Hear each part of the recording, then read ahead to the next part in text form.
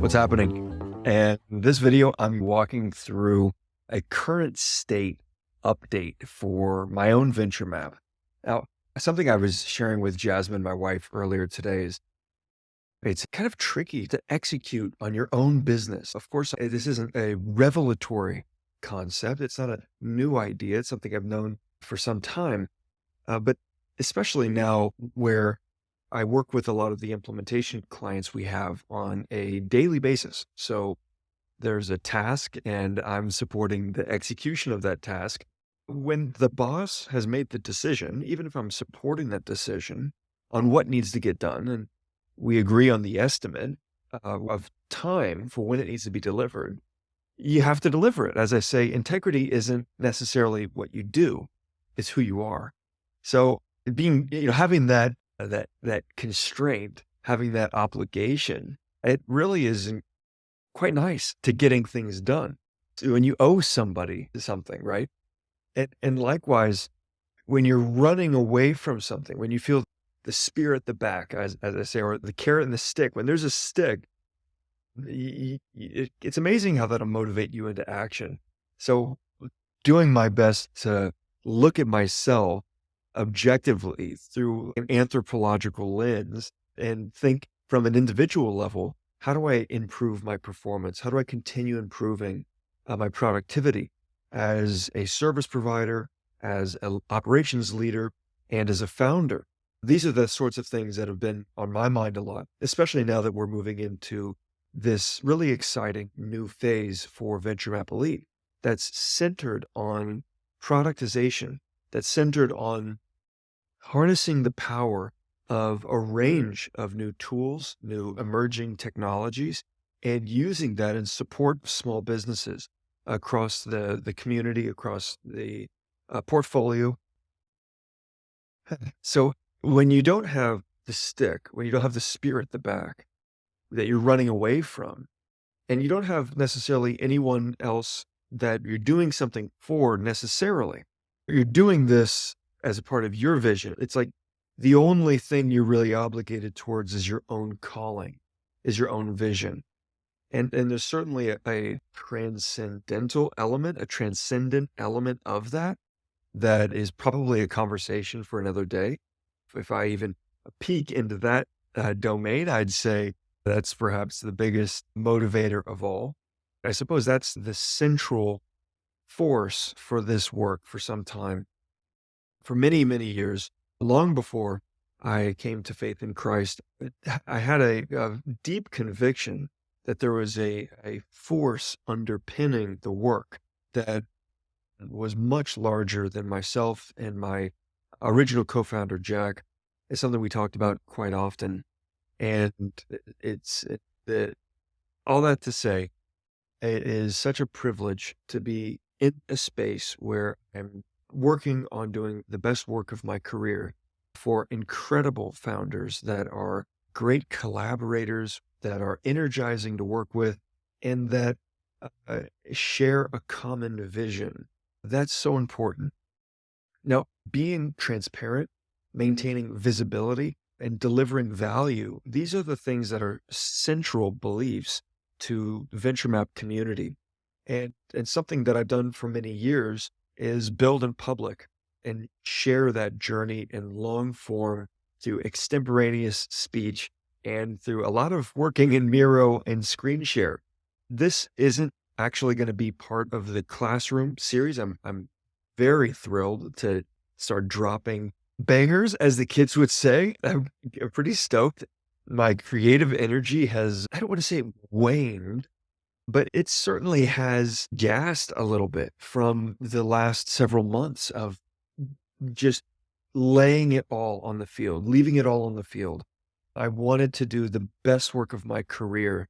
And I wanted to be able to say, hey, listen, if we can't gain initial traction with this new model, if we can't gain a foothold, a beachhead, and connect with a initial cohort of founding members that truly see the bigger picture that we're trying to build here, then fundamentally, if we can't deliver meaningful solutions to critical problems profitably in a manner that drives high ROI for our clients, then we're going to need to do some aggressive pivots.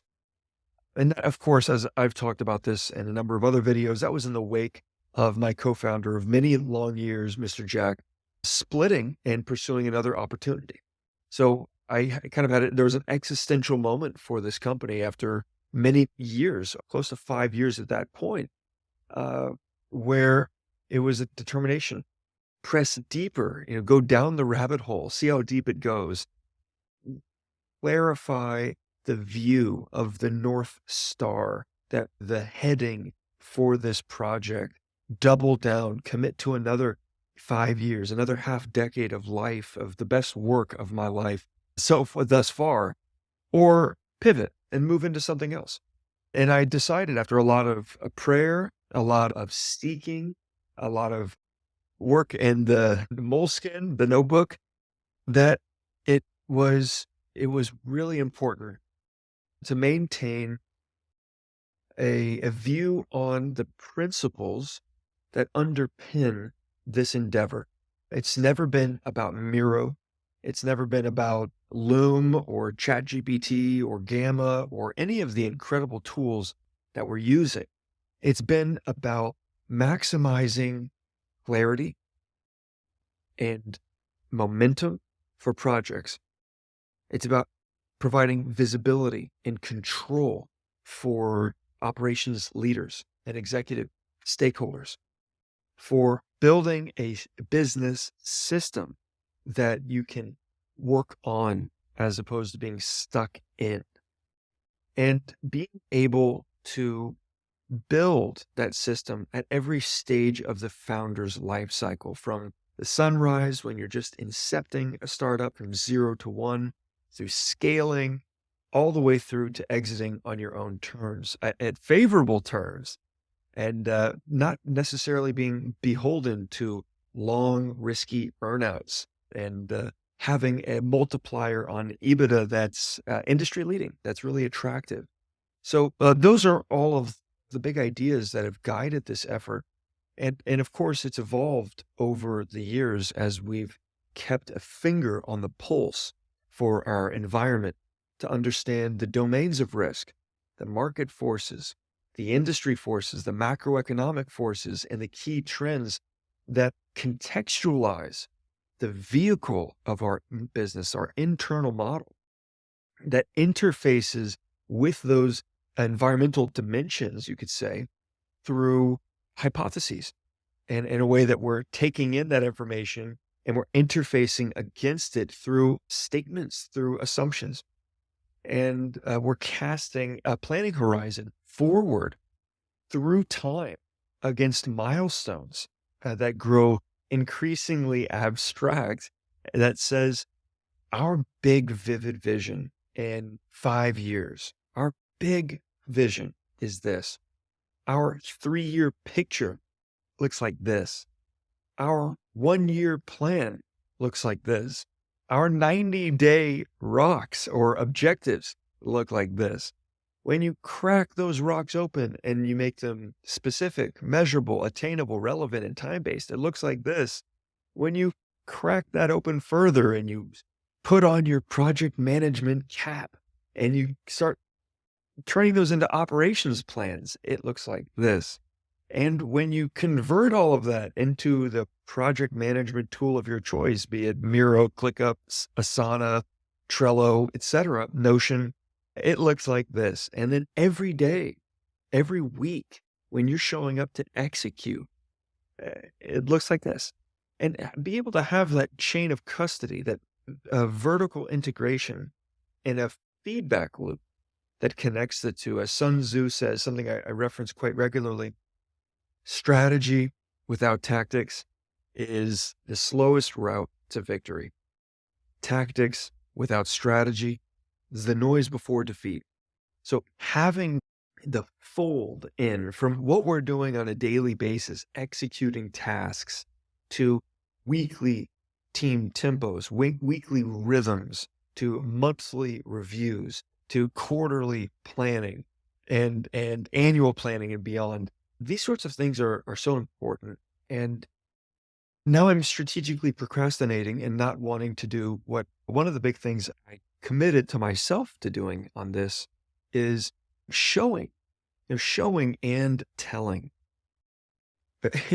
So I've heard over the years a number of people will be working together for some time and they'll start their own solo board. It's something I always recommend. It's so helpful to just have a massive and infinite canvas in Miro where there are no rules. It's the place for you to interface your mind directly into. And some people will say, "Hey, Logan, I want to show you something I've built in my board, but it doesn't look like anything like the venture map." And I say, "Oh man, after seeing it, this looks incredible. This is great." Oh, every time I've seen somebody else's solo board, I'm thinking, "Wow, seriously, nice job." Because when you can tell when someone pours their heart out and really works to get thoughts from their brain into the canvas. And I say, "Man, you got to see some of the original board way before we were calling it venture map. The first Miro board I ever made was very close to a Frankenstein. And interestingly enough, 5 years later, it still feels like a Frankenstein. And, often when I'm meeting with prospective members, new community members and clients, I'll show case study boards that are pretty clear and clean. I'll show the default template board that I'm using. In these videos, especially now as a solo founder, I think it's so critical to the more people that come in and the more trust and investment and responsibility that is placed on my shoulders, that's put into this company. I think it's so important. Well, first of all, the obvious piece is to keep raising the bar on our production value and keep raising the bar on effectiveness, efficiency, and outcomes, the transformation that we're facilitating. That's the obvious part. Like, we have to get better as a company every day, every month, every quarter and year. That's what our clients pay us for. That's what the community is believing in. So the whole push that I've done from Q3 of last year, 2024, till now, the 4 or 5 months or so of effort to say, listen, the thing that we were charging thousands of dollars for, make it a week, make it $100 and make that $100 completely guaranteed, 100% refund if they're not happy, and give them not only multiple one-on-one workshops, give them multiple group calls every single week that they can be involved in. Like, that type of stuff is what I'm talking about. And what we having been nose to the grindstone for a great number of months of just execution on the previous phase's plan. Now I'm like, oh, it worked. Okay, well, much like Cortez burned the boats, much like Julius Caesar crossed the Rubicon, there was only one way forward or demise. I plan on sharing this on YouTube, so I don't want their algo to flag any morbid speech, but I'll get into this. This is my personal board right now, and I've been harvesting stuff from my previous boards from 5 years. I really love the Miro platform. I'm not affiliated with them beyond the fact that I've been a customer for many years and I use it every single day. I love the tool. This is the tool that has given me so much intellectual and creative freedom. It unleashed a part of my vocational ability that was never tapped into prior. It was always a square peg in a round hole, right? Think the Google Suite, Google Drive, Docs, Sheets, slides, even Canva and Photoshop, as great as those are, and Premiere and things like that. I never was able to feel so close to the technology, the interface, the gap between my thinking and what I saw on the screen was never as fluid and as accurate and efficiently reflective as Miro. Certainly, there are constraints. Certainly, we have a bold ambition for what's to come here. In the platform, I'm very optimistic. I've seen a trajectory over the years of their dedication to innovation and pushing forward. So I'm really excited about that. But we have a belief and a concept of the functionality that we're working to validate in this effort very much over the long term. My wife reminds me often that the way that you build something, the way that something starts is the way that something ends. And you imagine a flash in the pan comes really quick and it goes out in the same manner. And I like to take heart in that because we've been working to build the base of this pyramid very, very wide. And we're moving into a state of growth that I'm very excited for. As they say, a great strategy is the intersection of aspirations and capabilities.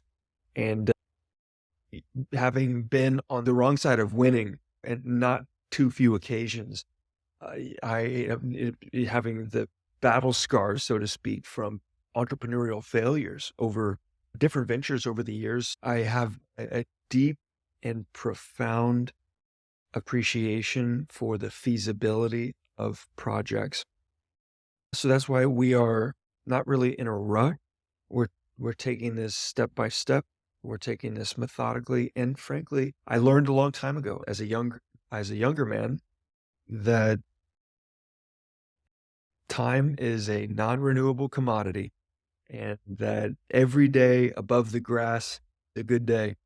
So we've got one life to live, and my hope and effort in this endeavor is to impact the lives of business owners, of small business owners. I talk a lot about US small business owners and entrepreneurs, but we actually have our first international member now. So I have to speak in a larger global context because of that.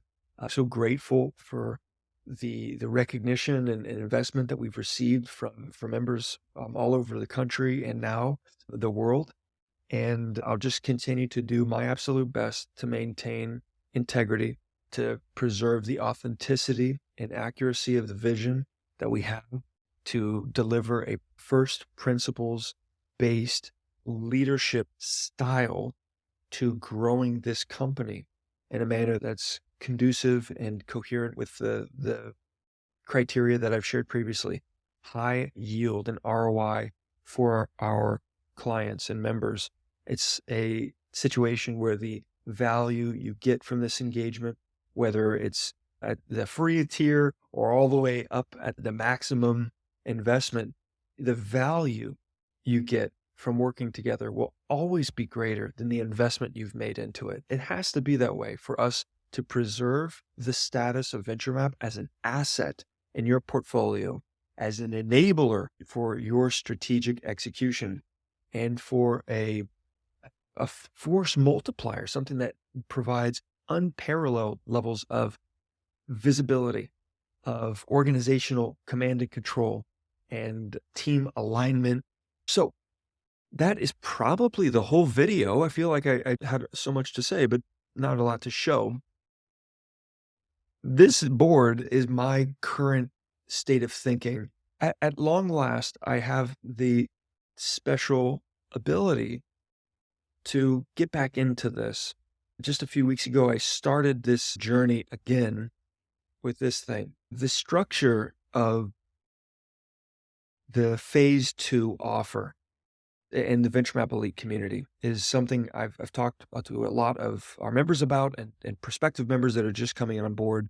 I've said essentially everyone in the first cohort got all of this, just to make it super clear.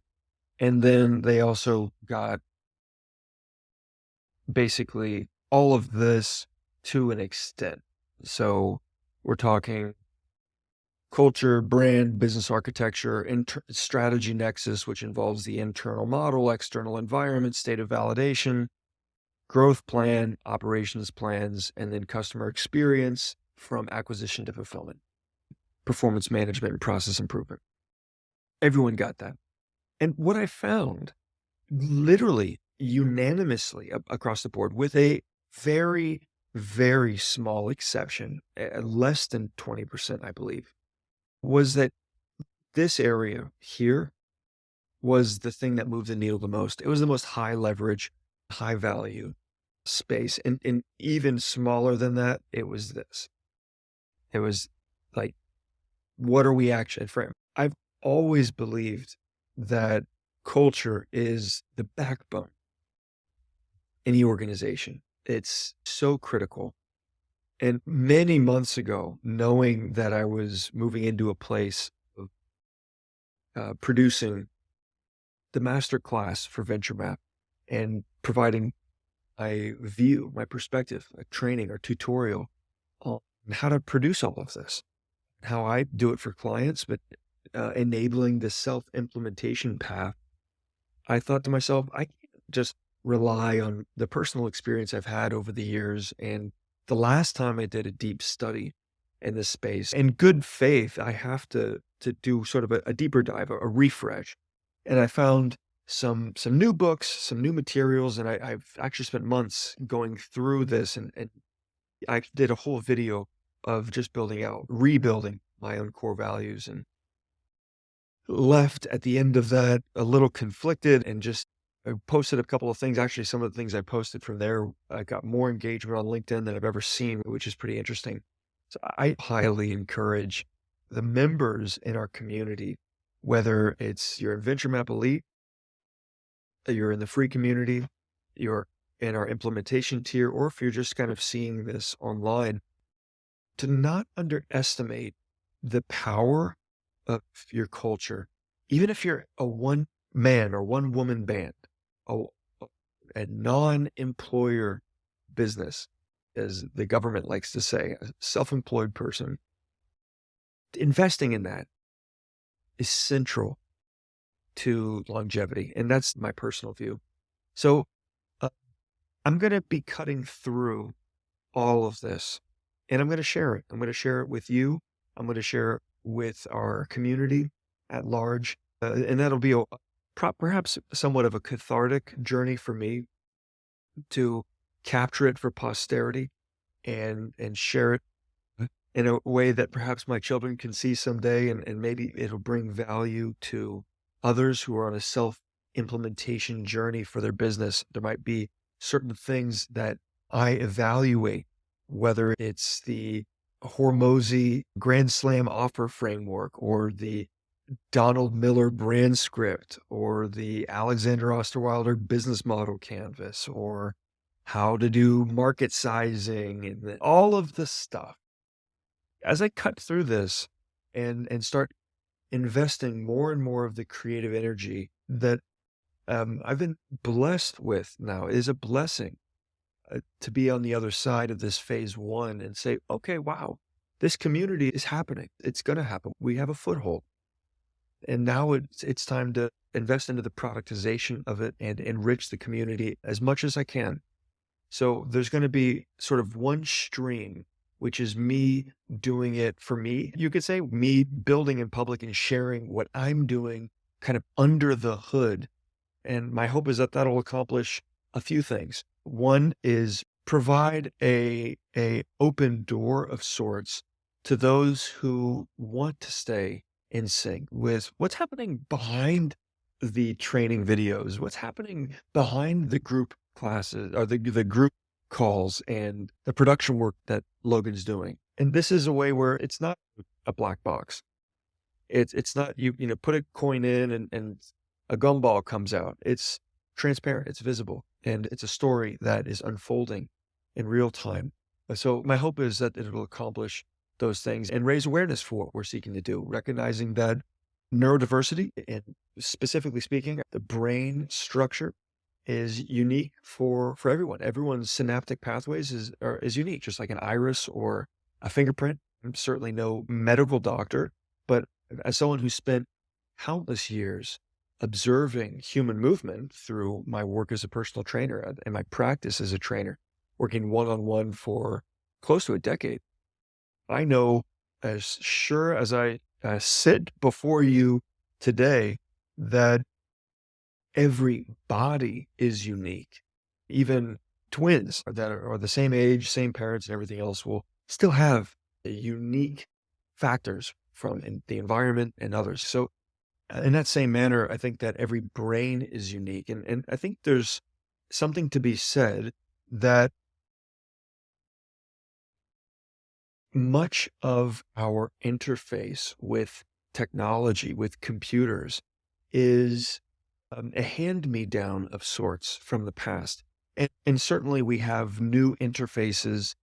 Voice communications with AI is a very easy example. That's very new and fresh, and text interfaces with large language models. And there's a lot that's been done. But if you consider the document, the spreadsheet, the presentation, they are timeless and they continue to exist because they work very well. But from another standpoint, you consider the kid with dyslexia, you consider the kid with ADHD, or even the kid with Erland's syndrome, which is a neurological condition that's a photosensitivity, where light and color directly affect information processing, and not to mention others on the spectrum, for example. And just those who are more tactile learners and auditory learners. You think the one size fits all boilerplate approach, you imagine the printing press, paper constrained to a box, it doesn't work for everybody. And in fact, I think it actually doesn't work for a lot of people. And I'll finish probably in a way that's a nice way to bring it full circle in this video.